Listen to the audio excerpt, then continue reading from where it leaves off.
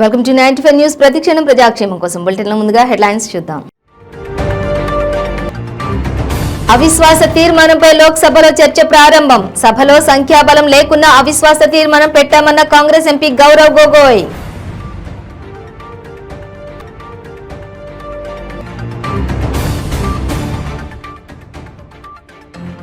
Ration డీలర్ల సంఘాలతో మంత్రుల సమావేశం. హెల్త్ కార్డులు జారీ చేస్తామని హామీ.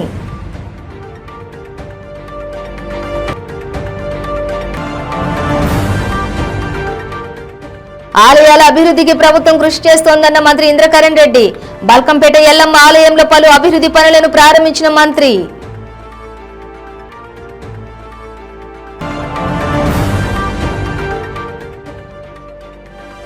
వెలిగొండ రిజర్వాయర్ ప్రాజెక్టును ఈ ఏడాదిలోనే పూర్తి చేస్తామన్న మంత్రి సురేష్. టీడీపీ ప్రాజెక్టును పూర్తిగా నిర్లక్ష్యం చేసిందని విమర్శ. ఇక డీటెయిల్స్ చూస్తే మోదీ ప్రభుత్వంపై విపక్షాలు ఇచ్చిన అవిశ్వాస తీర్మానంపై లోక్సభలో చర్చ ప్రారంభమైంది.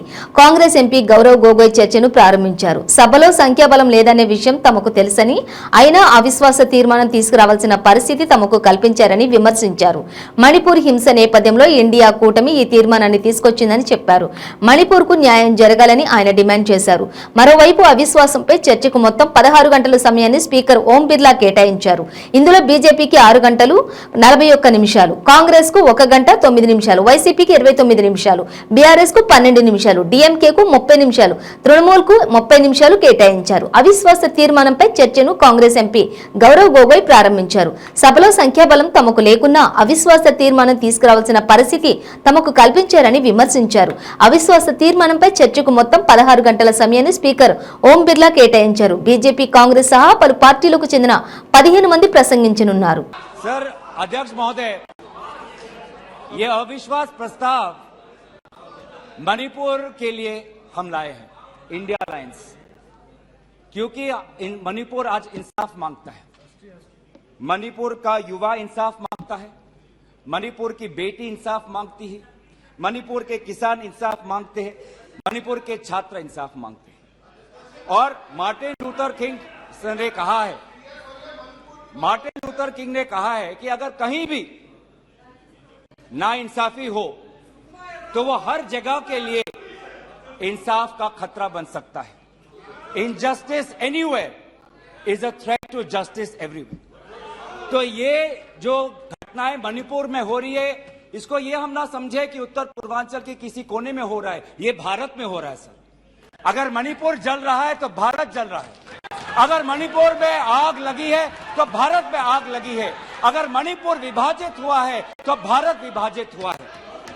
तो आज हम सिर्फ मणिपुर की बात नहीं कर रहे, हम भारत की बात कर रहे हैं।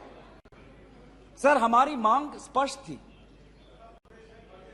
कि देश के मुखिया होने के नाते प्रधानमंत्री सदन में आए, अपनी बात रखे, अपनी संवेदना प्रकट करे और उस पर सारे पार्टी समर्थन दे और मणिपुर को एक संदेश जाए कि इस दुख की घड़ी में पूरा सदन मणिपुर के साथ है, हम मणिपुर में शांति चाहते हैं। ये हमारी अपेक्षा थी, ये हमारी अपेक्षा थी। लेकिन अफसोस की बात है कि ऐसा नहीं हुआ। प्रधानमंत्री महोदय ने एक मौन व्रत लिया कि सदन में ना लोकसभा में कुछ बोलेंगे ना राज्यसभा में कुछ बोलेंगे। और इसीलिए अध्यक्ष महोदय, ये नौबत आनी पड़ी कि हम अविश्वास प्रस्ताव के द्वारा प्रधानमंत्री मोदी जी का मौन व्रत हम तोड़ना चाहते हैं। सर, साफ साफ 3 सवाल है प्रधानमंत्री महोदय से। सवाल पहला कि आज तक वो मणिपुर क्यों नहीं गए? राहुल जी गए, సీఎం కేసీఆర్ ఆదేశాల మేరకు రేషన్ డీలర్ల సంఘాలతో సచివాలయంలో మంత్రులు Harish Rao, Gangula Kamalakar, deputy speaker Padmarao, MLA Padma Devender Reddy సమావేశమయ్యారు. సమావేశంలో రేషన్ డీలర్ల సంఘాల జేఏసీ ప్రతినిధులు పాల్గొన్నారు.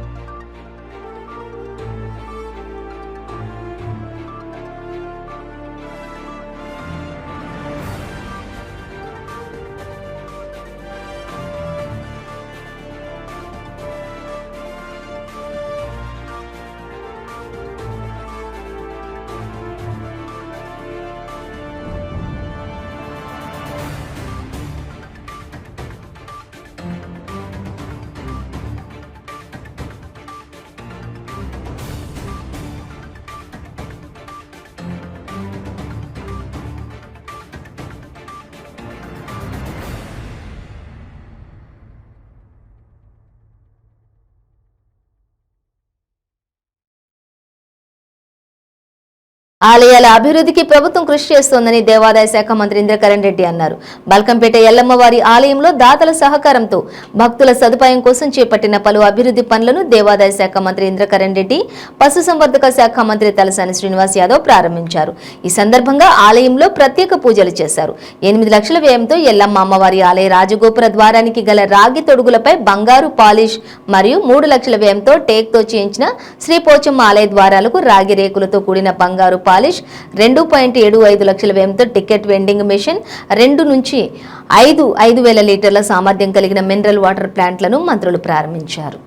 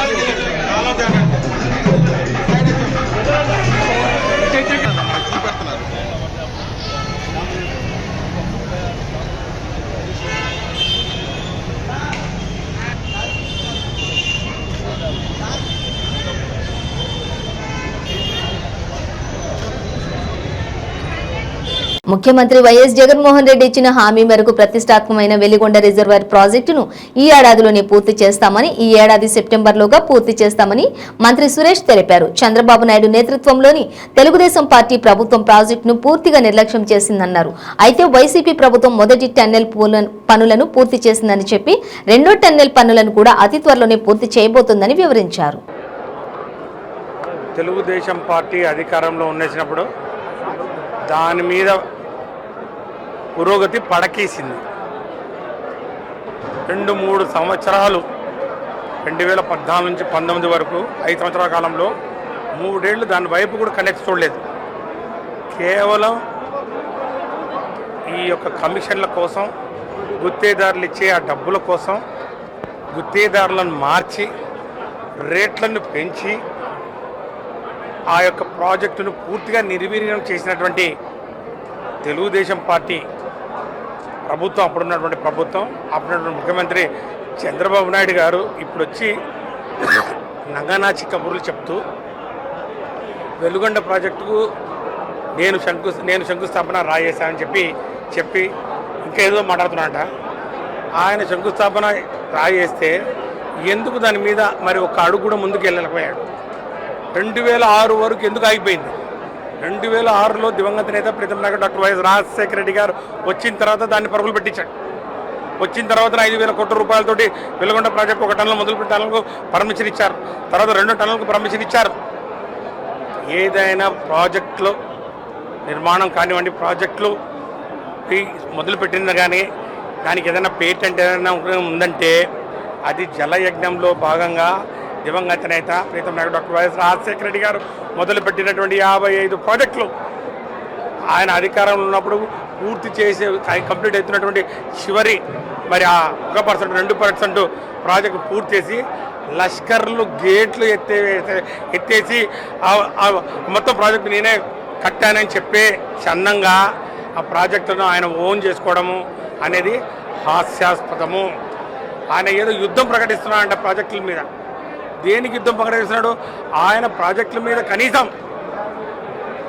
దృష్టి పెట్టింటే అసలు వ్యవసాయం మీద అసలు వ్యవసాయమే దండగా అన్న వ్యక్తి ఈరోజు వ్యవసాయానికి కావాల్సినటువంటి మౌలిక వసతుల గురించి ఆయనకి ఏం తెలుసు? రుణాల ఊబిలో ఈ యొక్క మరి వడ్డీ భారం మోయలేక రైతాంగం ఆత్మహత్యలు చేసుకుంటుంటే ఏం చేశాడు ఆయన? కనీసం వారికి పెట్టుబడి ఇవ్వాలి, రైతు భరోసా లాంటి ఒక కార్యక్రమం ఏదైనా చేశాడా? రైతులకు రుణమాఫీ అని చెప్పి మోసం చేసినటువంటి రైతులను మోసం చేసినటువంటి రైతు ద్రోహి చంద్రబాబు నాయుడు ఈరోజు మా గురించి మాట్లాడడం, ఈరోజు ప్రభుత్వం ఈరోజు మేము చేస్తున్నటువంటి కార్యక్రమాలు వేరుకొండ ప్రాజెక్టు. ములుగు జిల్లా వెంకటాపూర్ మండలం జవహర్ నగర్ కస్తూర్బా లేడీస్ హాస్టల్లో షార్ట్ సర్క్యూట్ జరిగింది. ఈ ఘటనలో అక్కడి విద్యార్థులు బట్టలు, పెట్టెలు, పుస్తకాలు దగ్ధమయ్యాయి. హాస్టల్లో మెయిన్ హాల్లో స్విచ్ బోర్డు ఉన్న వైరింగ్ కాలిపోవడంతో ఈ ప్రమాదం జరిగింది. సమాచారం అందుకున్న ఫైర్ స్టేషన్ సిబ్బంది స్థానికులతో కలిసి మంటలను ఆర్పేశారు. విద్యార్థులు వేరే హాల్లో ఉండటంతో ప్రమాదం తప్పింది.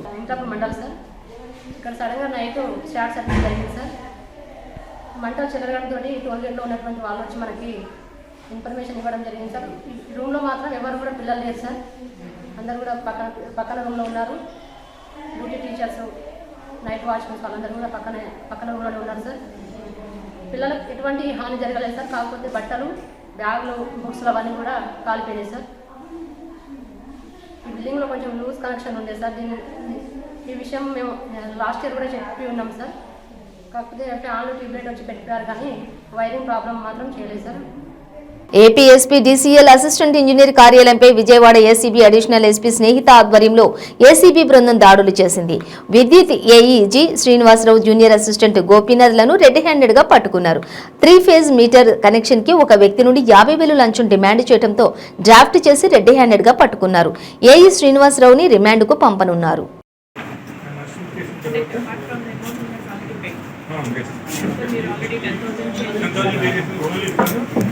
As if it is line is there, simple is there. Guide is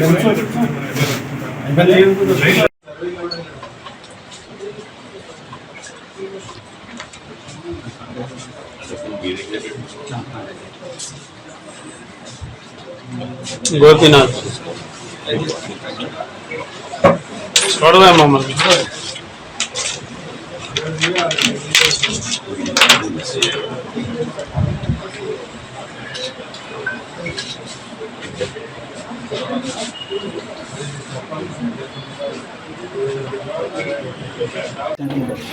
జీవి ఆంజనేయులు ఓడిపోవడంతో ఖాయమని దమ్ముంటే లోకేష్ ను వినుకొండలో పోటీ చేసి గెలవాలని పల్నాడు వినుకొండ శాసనసభ్యులు బొల్లా బ్రహ్మనాయుడు సవాల్ విసిరారు.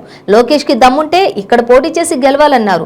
2400 కోట్లతో వినుకొండని అభివృద్ధి చేశామని చెప్పిన లోకేష్ దమ్ముంటే ఇక్కడ పోటీ చేయాలని ఆయన కార్యాలయంలో ఏర్పాటు చేసిన విలేకరుల సమావేశంలో సవాల్ విసిరారు. 2400 కోట్లతో ఏం అభివృద్ధి చేశారో ప్రజలకు చెప్పాలన్నారు.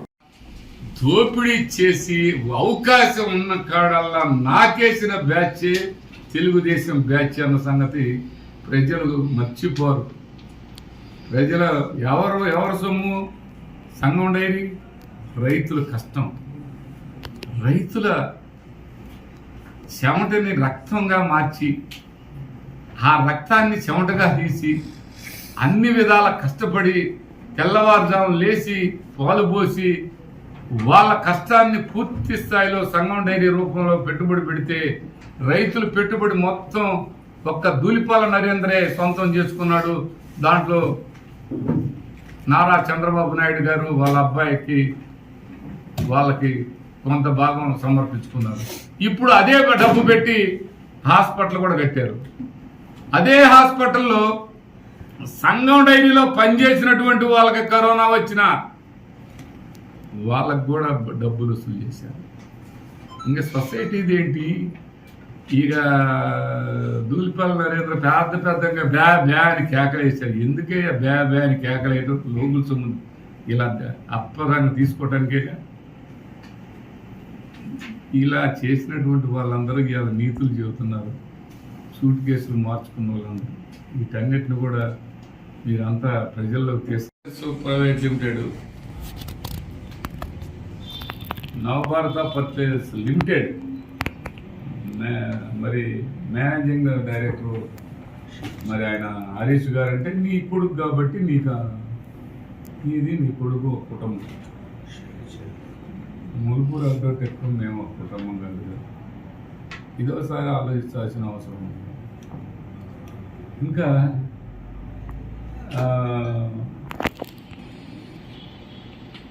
ఆ రోజు స్పెషల్ డిప్యూటీ కలెక్టర్ గారు ల్యాండ్ అక్విజిషన్ చేసి ల్యాండ్ అవార్డు చేసి అన్ని విధాల రైతులకి డబ్బులు ఇచ్చి కొన్న భూమిని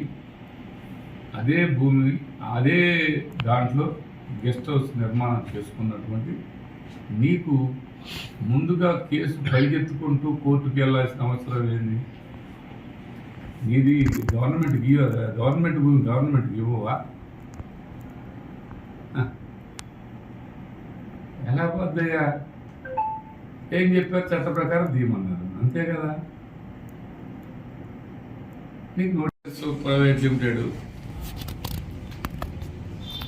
నవభారత పర్చేస్ లిమిటెడ్ మరి మేనేజింగ్ డైరెక్టర్ మరి ఆయన హరీష్ గారు అంటే నీ కొడుకు కాబట్టి నీది నీ కొడుకు కుటుంబం. ములుపూరు అడ్డోకి ఎక్కువ మేము ఒక కుటుంబం కాదు కదా. ఇదోసారి ఆలోచించాల్సిన అవసరం ఉంది. ఇంకా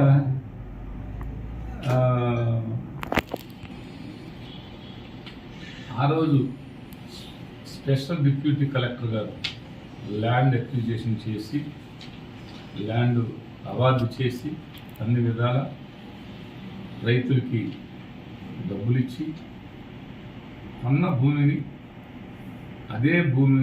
అదే దాంట్లో గెస్ట్ హౌస్ నిర్మాణం చేసుకున్నటువంటి నీకు ముందుగా కేసు పరిగెత్తుకుంటూ కోర్టుకు వెళ్ళాల్సిన అవసరం ఏంది?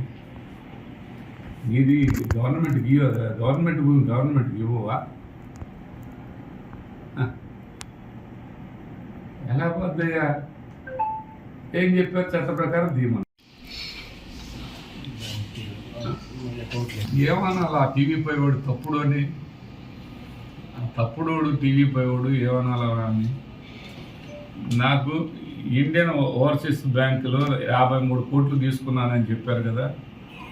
ఆ ఇండియన్ ఓవర్సీస్ బ్యాంక్కి ఇండియాలో ఆయనకి కానీ ఆయన కంపెనీకి కానీ ఎక్కడ మా బ్యాంకులో లోన్ లేదు, అకౌంటే లేదని ఇచ్చాడు. ఇది అప్లై చేసింది రెవెన్యూ డిపార్ట్మెంటు. మరి ఏం చెప్పాలబ్బా? నన్ను డ్యామేజ్ చేయడానికి అంత స్పీడ్గా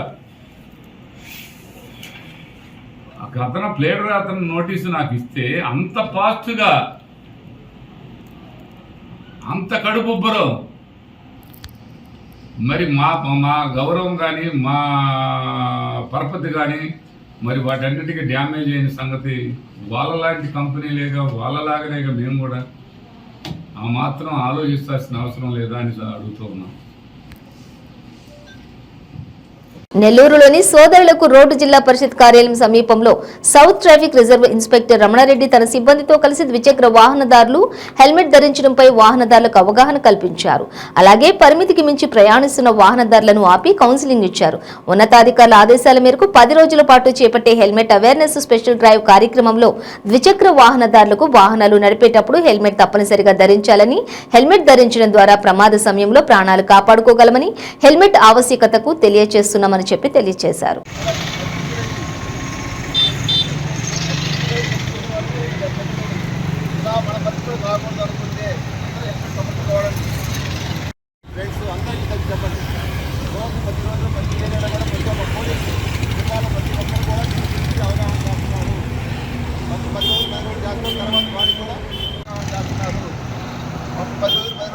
తర్వాత వాడికి కూడా మళ్ళీ వేయబడుతుంది. మళ్ళీ మాకు తప్పలేదు, హెల్మెట్ పెట్టుకోవట్లేదు మనం చెప్పేది లేదు. ఎవరు కూడా మోటివేట్ తీసుకోవాలి.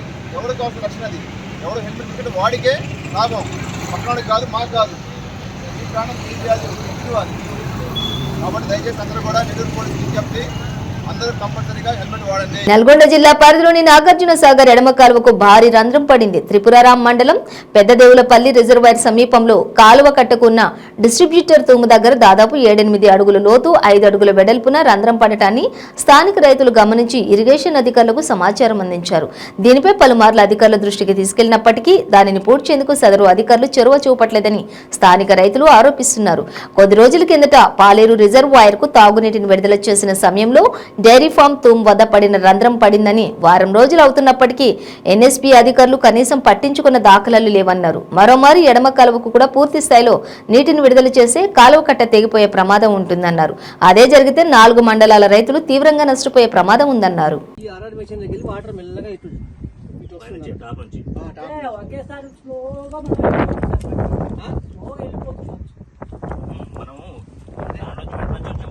పైకి రాదు కదా, పైకి వెళ్ళి వాటర్ వస్తాయా? ఉన్నప్పుడు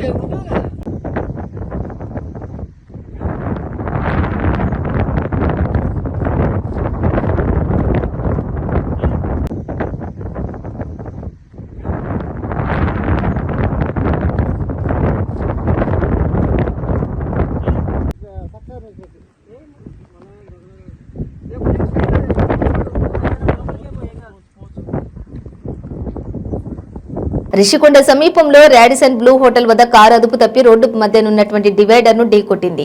తర్వాత ఒక చెట్టును గుద్దుకొని రోడ్డు అవతలికి దూసుకుపోయింది. ఎదురుగా వస్తున్న ద్విచక్ర వాహనాన్ని ఢీకొట్టింది. ద్విచక్ర వాహనంపై వెళ్తున్న భార్యాభర్తలు పృథ్వీరాజ్, ప్రియాంకలు ఘటనా స్థలంలోనే మృతి చెందారు. కారులో ఉన్న ఒక వ్యక్తి కూడా మణికుమార్ అనే వ్యక్తి కూడా కారులోనే మృతి చెందాడు. కారు ప్రయాణికులు 3 పరారీలో ఉన్నారు. గాయపడ్డ 2ని కూడా ఆసుపత్రికి తరలించారు. కారు సాగర్ నగర్ నుంచి ఎండాడ వైపు వెళ్తున్నట్లుగా సమాచారం. చిన్న పలకరాయి మీద గుద్ది అతివేగంగా అవతల నుంచి వెళ్తున్న కారు యువతల రోడ్లోకి వచ్చి ఆ బొమ్మ ప్లస్ ఈ కారు కూడా ఈ బైక్ మీద వెళ్తున్న ఎవరో ఒక మగ ఆడ వెళ్తున్నారు, వాళ్ళని ఇలా గుద్ది పడిపోవడం జరిగింది. ఇద్దరు కూడా స్పాట్ డెత్ అయ్యారు. అలాగే కారులో ముందర కూర్చున్న వాళ్ళిద్దరికీ కూడా బెలూన్స్ ఓపెన్ అయ్యాయి.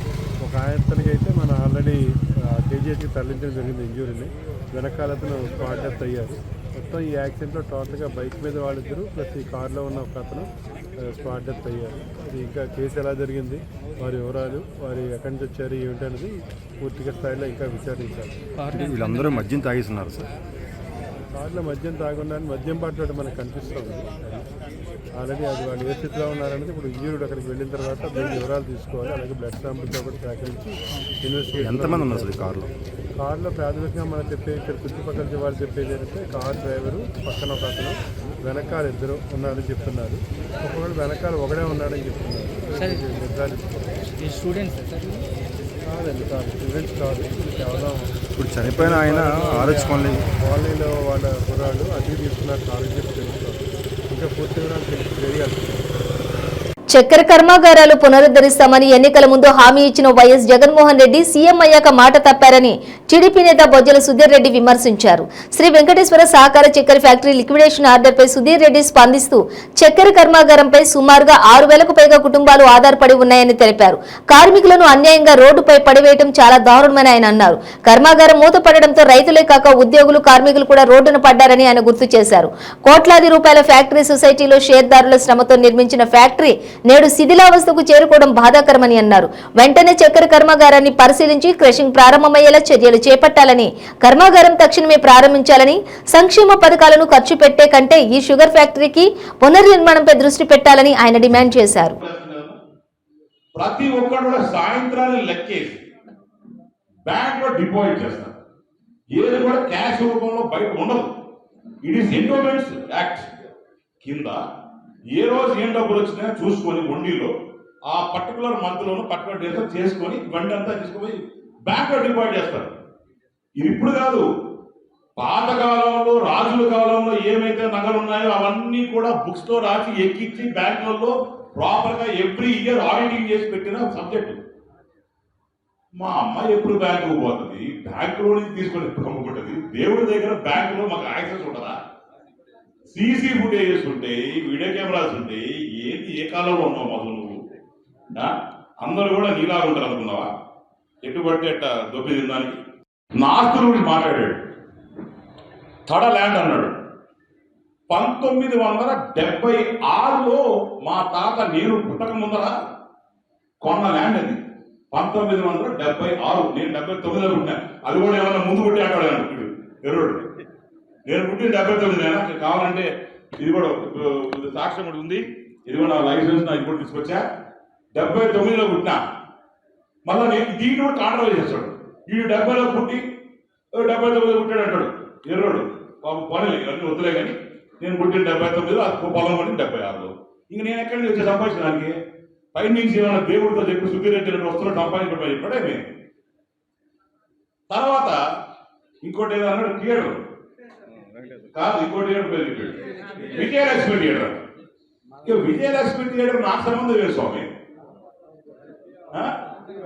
రామనాయుడు వాళ్ళది, పీవీఆర్ అది వాళ్ళది. ఆ థియేటర్ నాకు సంబంధం లేదు. దయచేసి ఆ థియేటర్ కావాలంటే నువ్వు ఏం పడతావు పడుకో. నాకు ఆ థియేటర్ లేదు. ఇప్పుడు ఏదో స్కూల్ పెట్టారు, దాని వర్క్ షాప్ పెట్టుకుని నడుపుతున్నాడు. అది 1982లో అనుకుంటా పుడింది. అంటే నేను అప్పుడు పుట్టి 3 సంవత్సరాలు అయింది. అంటే అప్పటికే ఏడాది అమ్మేసి స్మగ్లింగ్ స్టార్ట్ చేశాను 3 సంవత్సరాలకి. నేను తెలుగుదేశం ప్రభుత్వం కూడా లేదు ఆ పార్టీకి, అపోజిషన్ ఎమ్మెల్యే అది చేశారంట. నెక్స్ట్ మా గోడ అంటే పెద్ద జోక్. అది మా నాన్న వాళ్ళ నాయన వాళ్ళ నాయింది, గంగిరెడ్డి వాళ్ళ నాయింది. అంటే నేను 4వ తరం అన్న. అది ఎప్పుడో పుట్టుకూడడానికి వచ్చిన అది దీనికి ఎంతనా క్షమించాలి 5వ తరం. 5వ తరానికి వాళ్ళు ఏదో చేసుకోవాలి, వాళ్ళు సంపాదించుకుంది. అప్పుడేదో 30 రూపాయలు 40 రూపాయలు కొట్టిన భూమి ఇప్పుడేదో పెరిగిపోయిందని చెప్పి నేను సంపాదించారంట. బులెటిన్ ముగించే ముందు హెడ్లైన్స్ మరోసారి. అవిశ్వాస తీర్మానంపై లోక్సభలో చర్చ ప్రారంభం. సభలో సంఖ్యాబలం లేకున్నా అవిశ్వాస తీర్మానం పెట్టామన్న కాంగ్రెస్ ఎంపీ గౌరవ్ గొగోయ్.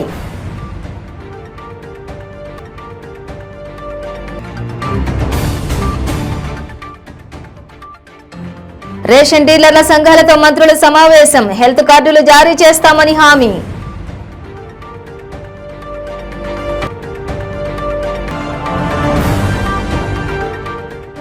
ఆలయాల అభివృద్ధికి ప్రభుత్వం కృషి చేస్తోందన్న మంత్రి ఇంద్రకరణ్ రెడ్డి. బల్కంపేట ఎల్లమ్మ ఆలయంలో పలు అభివృద్ధి పనులను ప్రారంభించిన మంత్రి.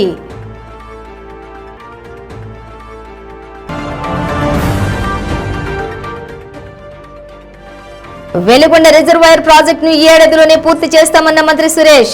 టీడీపీ ప్రాజెక్టును పూర్తిగా నిర్లక్ష్యం చేసిందని విమర్శ.